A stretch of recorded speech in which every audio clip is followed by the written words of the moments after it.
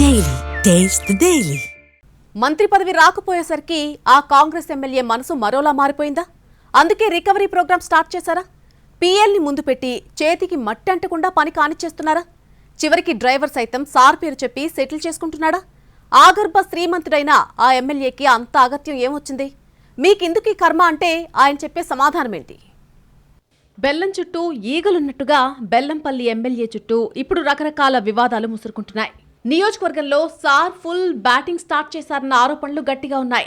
MLA G Vinod పీఎల వ్యవహార శైలిపై చాలా ఆరోపణలు వస్తున్న క్రమంలో అసలు వీటన్నిటి వెనుక ఆయనే ఉన్నారన్న టాక్ బలంగా వినిపిస్తోంది.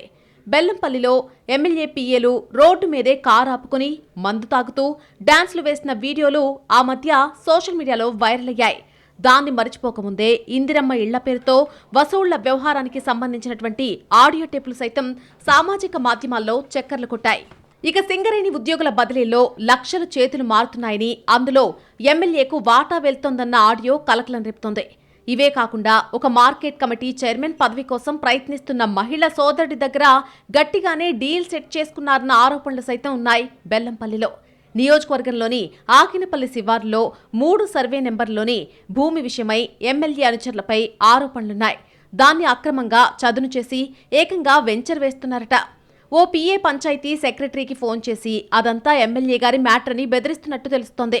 ఇక 100 పడకల హాస్పిటల్లో ఉద్యోగాలు, సోలార్ ప్లాంట్లలో కొలువులు, ఓపెన్ కాస్ట్ గన్లో పని కావాలంటే ఎమ్మెల్యే మనుషులకు ముట్ట చెప్తే చాలు ఉద్యోగం వచ్చినట్టే అన్న టాక్ నడుస్తోంది.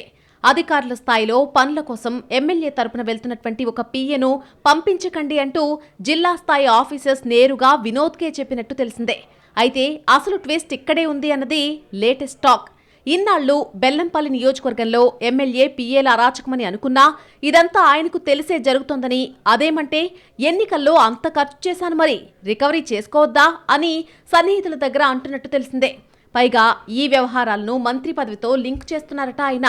ఎన్నికల్లో భారీగా ఖర్చు పెట్టాను, మంత్రి పదవి వస్తే సెట్ అవుతుందని అనుకున్నాను, అది రాలేదు, మరి పెట్టుబడిని రికవరీ చేసుకోవాలంటే ఎలాగా అంటూ బిజినెస్ లెక్కలు చెప్తున్నారట. పీఏలు కూడా ఇదే విషయం చెబుతూ సార్ రికవరీ మోడ్లో ఉన్నారు, పనికి ఇంతని ఇచ్చుకోక తప్పదు అని చెప్పేస్తున్నారన్న ప్రచారం ఉంది. ఇలాంటి వ్యవహారాలకు సంబంధించి ఒక మంత్రి ఇప్పటికే ఎమ్మెల్యేని హెచ్చరించినట్టు తెలిసిందే. పరువు పోతోంది, మీకిందుకీ కర్మ అంటూ మినిస్టర్ వాన్ చేసినట్టు సమాచారం. అదంతా ఒకెత్తైతే సార్ నియోజకవర్గానికి రావడమే అరుదు. ఆ వచ్చినప్పుడు కూడా బాగా జాలీ మోడ్లో ఉంటారట. ఆయన గారి వ్యాపకాల గురించి ఇంట్లో వాళ్ళు కూడా హెచ్చరించినట్టుగా చెప్పుకుంటున్నారు. వినోద్కు లాంగ్ డ్రైవ్ అంటే మహా సరదా. సరే, అది పర్సనల్, అందులో ఆక్షేపించాల్సింది కూడా ఏం లేదు. కానీ అలా డ్రైవ్కు వెళ్లేటప్పుడు వెనక సీట్లో ఉండే వ్యక్తులను బట్టి ఆయన లాంగ్వేజ్, బాడీ లాంగ్వేజ్ అన్నీ మారిపోతాయట.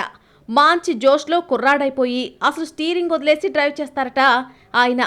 నేను ఫుల్ యాక్టివ్, స్టిల్ స్టిఫ్ అన్న మాటలు ఆయన నోటి నుంచే వస్తాయని చెప్పుకుంటున్నారు.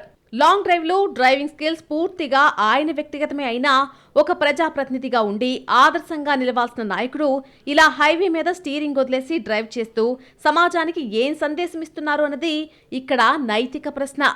ఓవరాల్ గా ఒకవైపు వసూళ్ల ఆరోపణలు, అలాగే మరొక వైపు లాంగ్ డ్రైవ్ మ్యాటర్స్ కలగలిసి వినోద్ పరువును రోడ్డు మీదకి లాగుతున్నాయన్నది బెల్లంపల్లి టాక్.